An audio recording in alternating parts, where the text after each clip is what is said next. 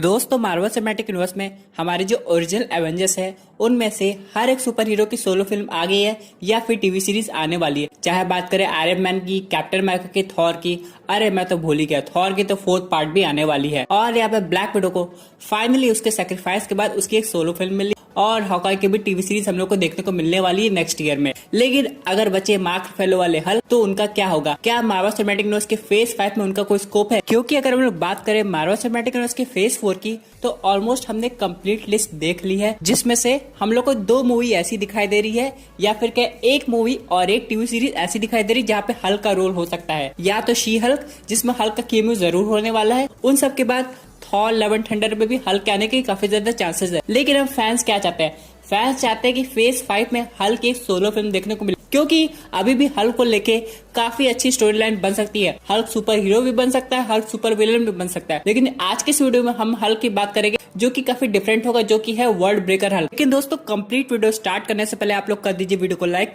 और कमेंट कीजिए हल्क। साथ ही साथ जो लोग मेरे चैनल पे नए आए हैं हमारे चैनल को सब्सक्राइब करके हमारी कॉमिक बुक टॉक्स फैमिली का हिस्सा बन जाइए। तो दोस्तों अगर इस मूवी की बात करें तो इसकी स्टोरी काफी ज्यादा यूनिक है और थोड़ी बहुत रिलेटेबल है थॉर रैग्नारॉक मूवी से। लेकिन इस मूवी को पूरा करने के लिए हमें बाकी सुपर हीरोज की भी जरूरत पड़ेगी, जैसे कि इनह्यूमंस के ब्लैक बोल्ट की, फिर टोनी स्टार्क की, उन सबके बाद मिस्टर फैंटास्टिक की, डॉक्टर स्ट्रेंज की और तो और सेंट्री की। अब यहाँ पे अगर इसकी स्टोरी की बात करें तो जो इल्यूमिनाटी थी जिसमें आयरन मैन थे, रीड रिचर्ड्स थे, ये लोग हल्क को किसी दूसरे प्लैनेट पे भेज देते क्योंकि लगता है कि अब हल्क ज्यादा खतरनाक हो गया है। अब जैसे ही हल्क दूसरे प्लैनेट पे जाता है तो वहाँ पे जो उसका स्पेसशिप वो क्रैश कर जाता है। उस समय हल्क नींद में रहता है लेकिन वहाँ पे जाग जाता है और वहाँ पे फाइट करते करते उस प्लैनेट के राजा को हरा देता है और वो प्लैनेट था सकार प्लैनेट। बाद में जाकर वहाँ पे उसे एक एलियन से प्यार भी हो जाता है। लेकिन फिर क्या होता है, सब कुछ ठीक चल रहा रहता है और उस प्लैनेट पर शांति भी होती है। लेकिन अचानक वो स्पेसशिप डिस्ट्रॉय हो जाता है और अपने साथ साथ प्लैनेट को भी डिस्ट्रॉय कर देता है ऑलमोस्ट।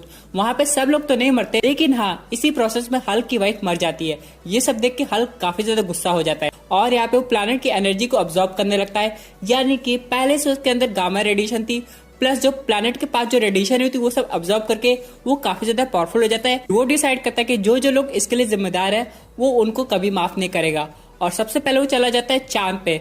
चांद पे जाता है ब्लैक बोल्ट से मिलने। यहाँ पे वो हल्क काफी ज्यादा गुस्से में रहता है। इस पे ब्लैक बोल्ट हल्क को देख के बोलता है इनफ, यानी कि बहुत हुआ। और यहाँ पे ब्लैक बोल्ट ने ये बात काफी धीमे वर्ड में की थी, लेकिन तब भी इस बात का असर इतना ज्यादा होता है, ब्लैक बोल्ट की आवाज इतनी ज्यादा पावरफुल होती है कि हल्क काफी दूर जाके गिरता है। लेकिन फिर हल्क आ जाता है सामने और बोलता है कि मैं तुम्हें धीमे से बोलते हुए नहीं सुनना चाहता, बल्कि मैं तुम्हें चिल्लाते हुए सुनना चाहता हूँ। और इसके बाद वो सीन खत्म हो जाता है, यानी कि हल्क ब्लैक बोल्ट को डिफीट कर चुका होता है। उसके बाद सीधे हल्क आता है मैनहट्टन न्यूयॉर्क में, जहाँ पे वो बोलता है कि इल्यूमिनाटी यानी कि जो नई सुपर हीरोज की टीम है वो मेरे सामने आ जाए तो अच्छा नहीं होगा। लेकिन इल्यूमिनाटी टीम कौन सा इनके सामने बहुत जल्दी आने वाली थी।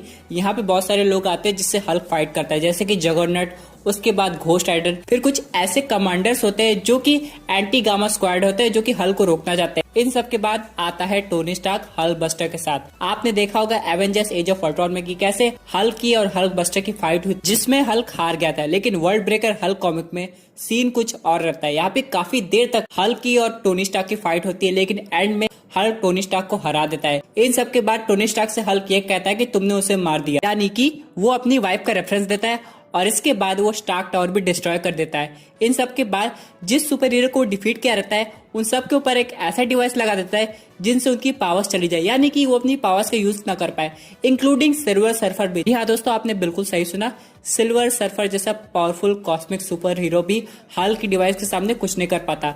अब यहाँ पे दोस्तों ऐसी डिवाइस पहले भी सिनेमैटिक यूनिवर्स में दिखाई गई है, लेकिन एक्समैन के यूनिवर्स में यहाँ पे डिवाइस म्यूटेंट्स को लगाई जाती थी उनको कंट्रोल करने के लिए। लेकिन क्या ये बाकी सुपर हीरोज पे भी अप्लाई होती थी? वैसे ये स्टोरी सुन के तो ये लग रहा है कि ये वही डिवाइस है, लेकिन और अपडेटेड फॉर्म में। अब यहाँ पे दोस्तों हल्क ने सबको डिफीट कर लिया था, लेकिन अभी भी बहुत सारे सुपर हीरोज बचे थे। अब यहाँ पे हल्क जाता था फैंटास्टिक 4 के पास। यहाँ पे उसे सुजन स्टॉर्म, फिर मिस्टर फैंटास्टिक, फिर बाकी लोग रोकने की कोशिश करते थे। यहाँ पे एक बड़ी फाइट होती थी हल्क वर्सेस थिंग के बीच में। अब यहाँ पे हल्क थिंग को ऑलमोस्ट खत्म कर देता था और यहाँ पे सू स्टॉर्म अपनी फोर्स शील्ड की हेल्प से हल्क को कंट्रोल करना चाह रही थी, लेकिन हल्क पे इसका कोई असर नहीं पड़ा। आखिरकार ये नॉर्मल इनक्रेडिबल हल्क नहीं है बल्कि वर्ल्ड ब्रेकर हल्क है। इन सब के बाद हल्क ने रीड रिचर्ड्स को ऐसा रबर बैंड की तरह खींचा कि क्या बताए। और यहाँ पे एक फाइट और देखने को मिली थी हल्क वर्सेस डॉक्टर स्ट्रेंज में, लेकिन यहाँ पे सॉर्सरर सुप्रीम का तरीका कुछ अलग था। यहाँ पे डॉक्टर स्ट्रेंज हल्क की कॉन्शियसनेस में जाके बैनर को कन्विंस करने की कोशिश कर रहे थे, लेकिन ऐसा कुछ हो नहीं पाया क्योंकि हल्क और बैनर एक साथ मिले थे, यानी दोनों लोग एक साथ काम कर रहे थे। इन सब के बाद हल्क ने न्यूयॉर्क सिटी में ही एक बैटल एरिना क्रिएट किया, जहाँ पे उसने बाकी सारे सुपर हीरोज को कई एलियन से फाइट करवाया। उन सब के बाद उसने कहा कि आपस में तुम लोग फाइट करो। ये सब होने ही वाला था। यहाँ पे iron man versus mister fantastic की फाइट होने वाली थी, लेकिन तभी कौन आता है? सेंट्री। जी हाँ दोस्तों, सेंट्री बहुत पहले आ जाने चाहिए थे। यहाँ पे टोनी स्टार्क ने पहले ही से जाके कॉमिक बुक में सेंट्री को कन्विंस करने की कोशिश की थी, लेकिन सेंट्री अपनी पावर से खुद इतना ज्यादा डरता था कि वो बाहर नहीं आना चाहता था। लेकिन जब सिचुएशन बहुत ज्यादा पीक पे पहुंच गई तो सेंट्री को यहाँ पे आना पड़ा। उसकी और हल्क की काफी देर तक फाइट हुई थी और यहाँ पे फाइट करते करते दोनों अपने ओरिजिनल फॉर्म में आ गए थे, यानी कि दोनों नॉर्मल ह्यूमन बीइंग बन गए थे। लेकिन फिर यहाँ पे मीक ने बैनर पे अटैक कर दिया ताकि वो फिर से हल्क बन जाए। क्यों मीक, तुमने ऐसा क्यों किया भाई?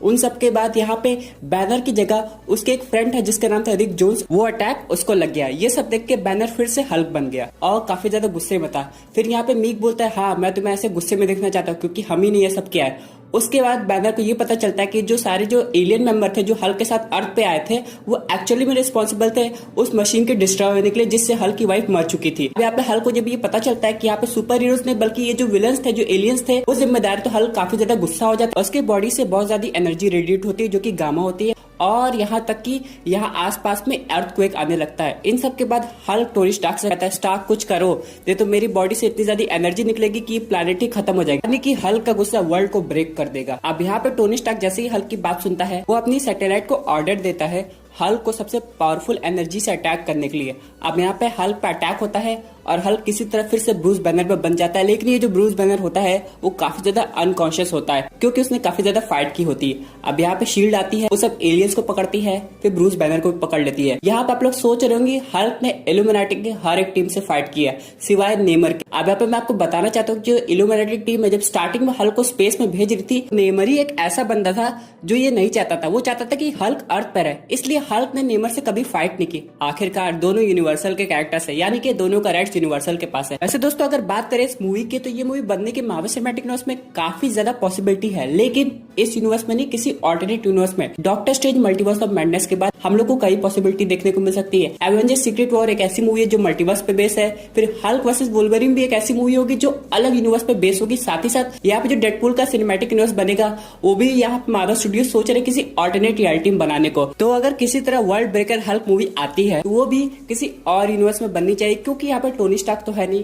भले मिस्टर फैंटास्टिक आ जाए यहाँ पे, भले डॉक्टर स्ट्रेंज रहे, भले हम लोग ब्लैक बोल्ट के इन ह्यूमंस को ला सकते हैं, लेकिन आयरन मैन को इस यूनिवर्स में लाना ऑलमोस्ट इम्पॉसिबल हो जाएगा। और यहाँ पे डॉक्टर स्ट्रेंज मल्टीवर्स में एक इल्यूमिनाटी की टीम को दिखाया जाएगा जहाँ पे खुद डॉक्टर स्ट्रेंज रहेंगे, यानी कि डॉक्टर स्ट्रेंज अपने आप को ही देखेंगे किसी और टीम में, और हो सकता है उसी अर्थ की टीम में वर्ल्ड ब्रेकर हल्क मूवी बने। अब यहाँ पे जब भी मार्वल सिनेमैटिक यूनिवर्स में कोई भी रेफरेंस आएगा तो उसका कोई ना कोई मतलब जरूर बनता है। इसी तरह अगर हल्क के केस की हम लोग बात किया जाए तो अभी हल्क का कैरेक्टर को काफी ज्यादा यूटिलाइज किया जा सकता है। हो सकता है जो मार्क रफेलो जो अभी करंट अर्थ पे हो उनका हल्क ऐसा ना कर पाए, लेकिन किसी ऑल्टरनेट रियलिटी में कोई दूसरा हल्क वर्ल्ड ब्रेकर हल्क का रोल प्ले करे। लेकिन यहाँ पे अभी क्वेश्चन आता है कि अगर ये मूवी फाइनल हो गई है तो मार्क रफेलो को ही कास्ट किया जाएगा या फिर कोई ऑल्टरनेट एक्टर को कास्ट किया जाएगा। वैसे बहुत लोग का कहना था कि एडवर्ड नॉर्टन के हल्क को वर्ल्ड ब्रेकर हल्क के रूप में कास्ट किया जा सकता है क्योंकि उनकी एक्टिंग काफी ज्यादा अच्छी थी, लेकिन यह बहुत से लोगों का मानना है नहीं, हम लोग मार्क रफेलो को ही लेंगे क्योंकि मार्क रफेलो को हमने काफी ज्यादा मूवीज में देखा हुआ है,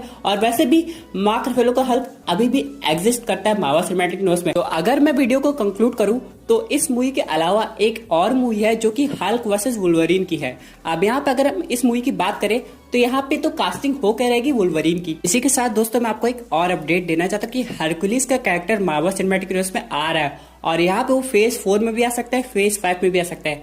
अगर हम लोग फेज 4 की बात करें तो यहाँ पे दो मूवीज सामने आती है, इटर्नल्स और थॉर लव एंड थंडर। अगर हम लोग इटर्नल्स मूवी की बात करें तो पूरी की पूरी मूवी गॉड पे बेस है। इटर्नल्स भी गॉड है, सेलेस्टियल्स भी गॉड है, और एक तरह से हरकुलिस भी एक ओलंपियन गॉड है। और अगर हम लोग थॉर लव एंड थंडर की बात करें तो हरकुलिस वर्सेस थॉर मैच देखने को मिल सकता है, या फिर अगर हल्क भी होगा थॉर लव एंड थंडर में तो हरकुलिस वर्सेस हल्क भी मैच देखने को मिल सकता है। लेकिन ये मैच ज्यादा समय तक नहीं चलेगा, बाद में लोग की फ्रेंडशिप हो जाएगी और हेरकुलिस थॉर को बता सकता है कि गॉड द गॉड बुचर कैसे एग्जिस्ट करता है। वो उन लोग की हेल्प भी कर सकता है उस मूवी में उससे फाइट करने के लिए। तो दोस्तों ये थी एक अमेजिंग अपडेट जो कि रिलेटेड थी हल्क की आने वाली मूवी से। वैसे आपके क्या व्यूज है इस पर्टिकुलर टॉपिक पे, अपने व्यूज जरूर कमेंट कीजिएगा। और दोस्तों अगर आप ऐसी unique super hero content enjoy करना चाहते हैं तो हमारे चैनल को सब्सक्राइब करके हमारी सुपर हीरो फैमिली का हिस्सा बन जाइएगा। Thank you for watching.